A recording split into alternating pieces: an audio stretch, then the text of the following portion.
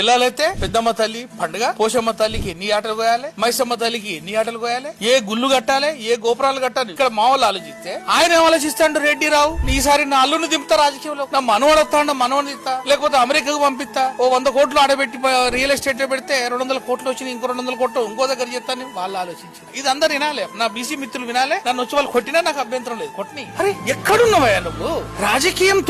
రాజకీయంలో ఉన్నట్టు పవర్ వస్తే పవర్ కొరకే కదా, పవర్ తోటే కదా ఇదంతా తిరిగేది. సూర్యుని చుట్టూ నవగ్రహాలు నేను తిరుగుతున్నాయి, అయస్కాంత శక్తి గదే పవర్ తోటే నీకు అన్ని వస్తున్నాయని సంగతి మా బీసీ మిత్రులకు తెలియదు. నిన్న నాకు మీటింగ్ లో అంటాడు, వచ్చేసారట నువ్వు పాల్గొంటావు కదా ఈ అని అవుతాడు. మరి ఇప్పుడు నువ్వు తిరిగేది నువ్వు రావుతోటి నన్ను రానిస్తావంటే వాడు కాముంటాడు. తెల్లలైతే రావు దగ్గర కూర్చుంటాడు, తువాలేసుకొని అయ్యా ఇట కూర్చొని తువాలేసి. So my answer to your question is, BC మిత్రులందరికీ చెప్పాల్సింది ఏంటంటే పొలిటికల్ పవర్ అంబేద్కర్, మహనీయుడు అంబేద్కర్ గారు చెప్పింది, వారు చెప్పింది ఏంటంటే మీరు అడుక్కునే దిశలో ఉండొద్దు, నువ్వు ఇచ్చే దిశలో ఉండాలి.